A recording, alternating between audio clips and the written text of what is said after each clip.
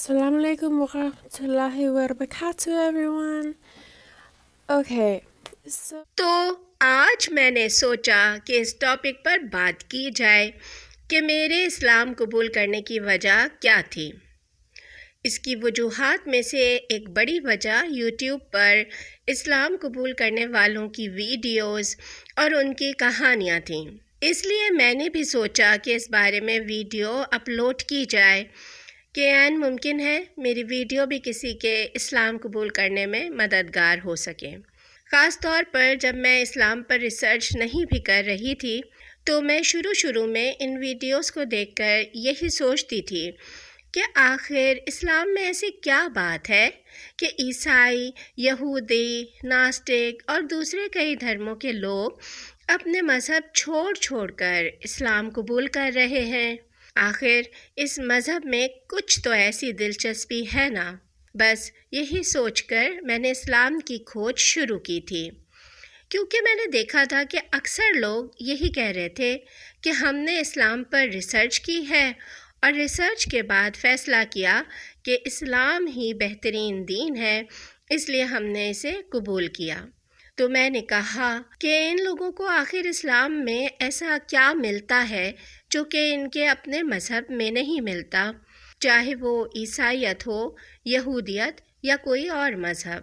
بہرحال میرے اسلام قبول کرنے کی کہانی آج سے 1 سال پہلے شروع ہوتی ہے۔ دراصل ایک دن میں اپنی سہیلی کے گھر تھی جو کہ کالج میں میری کلاس فیلو بھی ہے، اور ہم بات کر رہے تھے کہ بائبل میں عورتوں کو سر ڈھانپنے کا حکم دیا گیا ہے، اسی لیے ننس ہیڈ اسکارف لیتی ہیں۔ تو میں نے بھی ایک کپڑا لیا اور اسے ایسے ہی سر پر لپیٹ لیا۔ ہم لوگ صرف چیک کر رہے تھے کہ سر پر اسکارف لے کر میں کیسی لگتی ہوں۔ میری سہیلی نے ایک سیلفی لی اور اسے انسٹاگرام پر پوسٹ کر دیا۔ اس پر میرے کلاس فیلوز کے ملے جلے تاثرات آئے اور اکثر نے یہی کہا کہ کینڈرا تم بہت اچھی لگ رہی ہو۔ پھر ہم دوستوں اور کلاس فیلوز کے درمیان اگلے چند دنوں تک اسی ٹاپک پر بات ہوتی رہی کہ بائبل کیا کہتی ہے اور ہم لوگ کتنا بائبل پر عمل کرتے ہیں۔ بس ایسے ہی اس ٹاپک پر گفتگو رہی۔ پھر ایک دن میرے کلاس فیلو لڑکے نے مجھے ایک ویڈیو بھیجی جس میں کوئی پادری بائبل کی کچھ آیات پڑھ رہا تھا، اور وہ پادری 2 مختلف بائبل کے ورژنز دکھا رہا تھا کہ ایک ورژن میں اس آیت کا کچھ اور ترجمہ کیا گیا تھا اور دوسری بائبل میں کچھ اور ترجمہ تھا۔ مجھے ابھی وہ آیت تو یاد نہیں کہ کون سی تھی، مگر میں اس ویڈیو سے کافی اپسیٹ ہو گئی تھی کہ کیسے ایک ہی آیت کے 2 مختلف ترجمے ہو سکتے ہیں، اور اصل آیت کہاں ہے جس سے ترجمے لیے گئے ہیں۔ پھر میں نے ان آیات کو گوگل پر سرچ کیا تو میں حیران تھی کہ ایسے لگ رہا تھا کہ کئی الفاظ کو کاپی پیسٹ کر کے آگے پیچھے کر دیا گیا تھا، جس کی وجہ سے اصل بات کا مطلب ہی بدل گیا تھا۔ اس سے میرا بائبل پر ایمان تھوڑا کمزور ضرور ہوا تھا کہ اگر اس میں کوئی ایک چیز تبدیل کی گئی ہے تو پھر لازمی اس میں اور بھی پتہ نہیں کون سی تبدیلیاں ہوں گی، کیونکہ اس سے پہلے سنڈے کلاسز میں اور کرسچن اسکول میں ہمیں یہی بتایا گیا تھا کہ بائبل 100% سچ ہے اور خدا کا کلام ہے۔ مگر اب جب میں نے اس پر ریسرچ کرنا شروع کی تو مجھے پتہ چلا کہ یہ خدا کا کلام نہیں بلکہ انسانوں کے لکھے ہوئے ترجمے ہیں، اور یہ 100% سچ نہیں، کیونکہ اگر 2 الگ لوگوں نے ایک ہی آیت کے 2 الگ ترجمے کیے ہیں تو دونوں ہی درست نہیں ہو سکتے۔ اگر ایک درست ہے تو دوسرا غلط، اور عین ممکن ہے کہ دونوں ہی غلط ہوں۔ ہمیں کیا پتا؟ ہم نے تو اصل آیت دیکھی ہی نہیں جس کا یہ ترجمہ ہے، تو پھر ہم کیسے فیصلہ کر سکتے ہیں کہ ترجمہ صحیح ہے بھی یا نہیں؟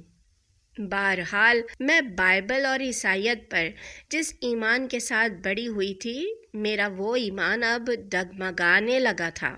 پھر اس سال کے شروع میں نے ہیڈ اسکارف لے کر کالج جانا شروع کر دیا، تو کالج میں تقریباً ہر کسی نے ہی پوچھا کہ کینڈرا تم نے اسکارف کیوں لینا شروع کر دیا ہے؟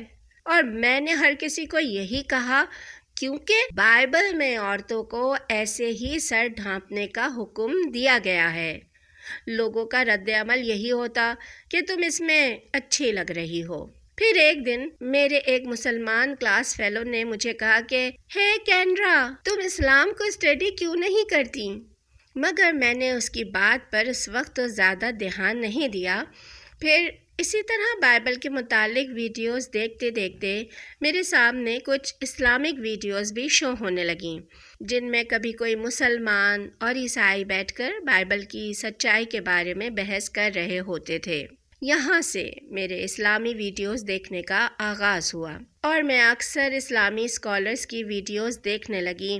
مثال کے طور پر یوسف ایسٹ اور یوٹیوب پر ایک چینل ہے ڈالر مین، اور اسی طرح کا مختلف مواد دیکھنے لگی، جس میں کبھی کوئی مسلمان مائک لے کر امریکہ کی گلیوں میں نکل جاتا اور لوگوں سے اسلام کے بارے میں رائے پوچھتا۔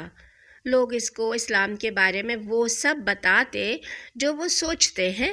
پھر وہ آدمی ان کو بتاتا کہ آپ کے پاس اسلام کی غلط نالج ہے، اسلام کی اصل تعلیمات تو یہ ہیں اور یہ ہیں۔ اس طرح وہ لوگوں کو اسلام ایکسپلین کرتا۔ کبھی کوئی ویڈیو دیکھتی کہ ایک کرسچن اسلام کے بارے میں بات کرتے ہوئے چیخ رہا ہے، اسلام کو اور مسلمانوں کو گالیاں دے رہا ہے، مگر وہ اینکر آگے سے ٹھنڈے مزاج اور تحمل سے جواب دے رہا ہے۔ تو میں سوچتی کہ یہ خود کو حضرت عیسیٰ علیہ السلام کے فالوورز کہنے والے کا برتاؤ کیسا ہے؟ کیا اسے نہیں پتا کہ حضرت عیسیٰ علیہ السلام تو بہت ہی نرم مزاج انسان تھے؟ یہ عیسیٰ علیہ السلام کے فالوورز کہلانے والے ان کی طرح نرم کیوں نہیں ہیں؟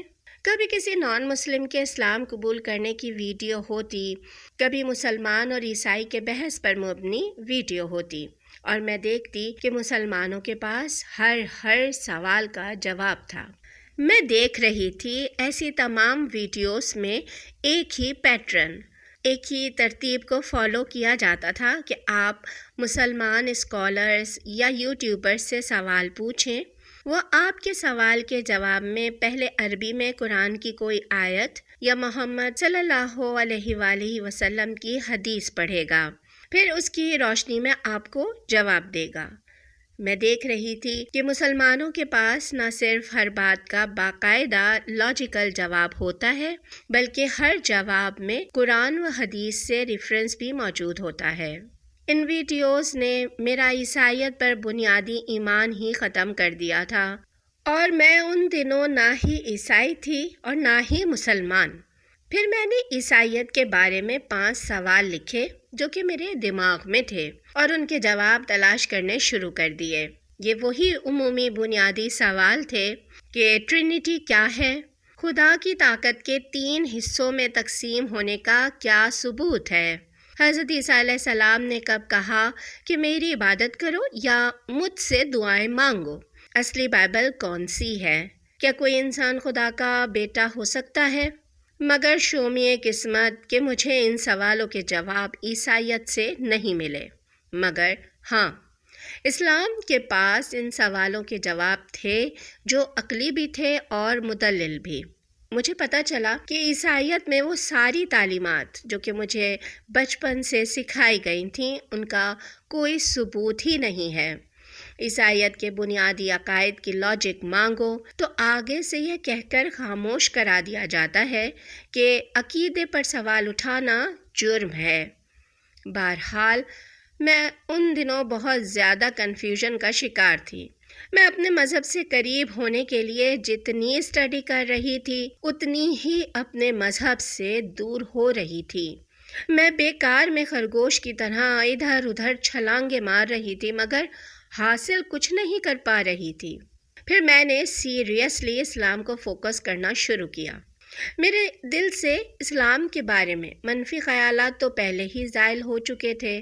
میں اب کھلے دل و دماغ سے سچ جاننا چاہتی تھی کہ آخر اسلام کی کیا تعلیمات ہیں، یہ مذہب کن بنیادی عقائد کی تعلیم دے رہا ہے، کہ مسلمان اصل میں کن چیزوں پر عمل کرتے ہیں، یعنی کہ آسان لفظوں میں بولیں تو اسلام کی اصل بنیاد کیا ہے۔ میرے لیپ ٹاپ پر ایک وقت میں کئی ٹیبز اوپن ہوتی تھیں اور میں اسلام کے بارے میں مزید تفصیل اور زیادہ تفصیل جاننا چاہتی تھی۔ مجھے نہیں پتا کہ میرے اندر کس چیز کی تشنگی تھی، بس میرے اندر ایک تجسس سا تھا کہ میں اسلام کے بارے میں زیادہ سے زیادہ جانکاری جمع کر رہی تھی۔ پھر میرے سامنے ایک دن ڈالر مین کی ایک ویڈیو آئی۔ مجھے صحیح سے یاد نہیں مگر میرے خیال میں ڈالر مین ہی تھا۔ اس ویڈیو میں ایک شخص اس سے کہہ رہا تھا کہ میں نے اسلام پر کافی ریسرچ کی ہے اور اب میں اسلام قبول کرنا چاہتا ہوں۔ تو ڈالر مین نے اس سے پوچھا کہ کیا آپ فلاں چیز پر ایمان رکھتے ہیں؟ اس شخص نے ساری باتوں کے جواب میں کہا کہ ہاں۔ تو مبارک ہو، آپ تو پہلے ہی مسلمان ہیں، آپ کو کلمہ شہادت پڑھنے کی ضرورت ہی نہیں ہے۔ اور میں اس ویڈیو کو دیکھ کر حیران تھی کہ ان سب چیزوں پر تو میرا بھی وشواس ہے، تو کیا میں بھی مسلمان ہوں؟ پھر ایک دن میرے سامنے قرآن کی عربی تلاوت والی ویڈیو آئی اور میں اسے دیکھ کر حیران تھی کہ 11 گھنٹے طویل ویڈیو۔ میں نے سوچا اتنی لمبی ویڈیو کون دیکھے گا، مگر جب میں نے اسے پلے کیا تو وہ عربی تلاوت نہیں بلکہ جادو تھا۔ میں نے اس سے پہلے ایسی زبردست چیز کبھی نہیں سنی تھی، حتیٰ کہ چرچ کی پریئر اور کوائر نے بھی مجھے کبھی ایسا روحانی سکون نہیں بخشا تھا۔ میں نے اسے سننا شروع کیا اور پھر میں سنتی ہی چلی گئی۔ اس کے بعد میں نے ایک دن مسجد جانے کا ارادہ کیا۔ میں دیکھنا چاہتی تھی کہ مسجد کا ماحول کیسا ہے اور وہاں مسلمان کیسے عبادت کرتے ہیں۔ تو میں ایک دن اپنی موم کو لے کر مسجد چلی گئی۔ عصر سے پہلے کا وقت تھا اور مسجد تقریباً خالی تھی۔ مردوں والے حصے میں کچھ لوگ بیٹھے قرآن کی تلاوت کر رہے تھے، مگر عورتوں والے حصے میں کوئی بھی نہیں تھا۔ مسجد کا ماحول بہت ہی پرسکون اور روحانیت والا تھا۔ مجھے وہاں بیٹھ کر بہت اچھا محسوس ہو رہا تھا، اگرچہ موم نے کہا بھی کہ یہاں کوئی نہیں ہے، آؤ واپس چلتے ہیں، مگر میں نے کہا نہیں، مجھے اس ماحول میں بیٹھ کر تھوڑی دیر اس روحانیت کو محسوس کرنا ہے۔ پھر تھوڑی دیر بعد عصر کی نماز کے لیے خواتین وہاں آنے لگیں۔ ان میں سے ایک خاتون سے میری دوستی بھی ہو گئی اور میں وہاں پیچھے بیٹھ کر انہیں نماز پڑھتے دیکھتی رہی۔ یہ آج سے غالباً 3 ہفتے پہلے کی بات ہے۔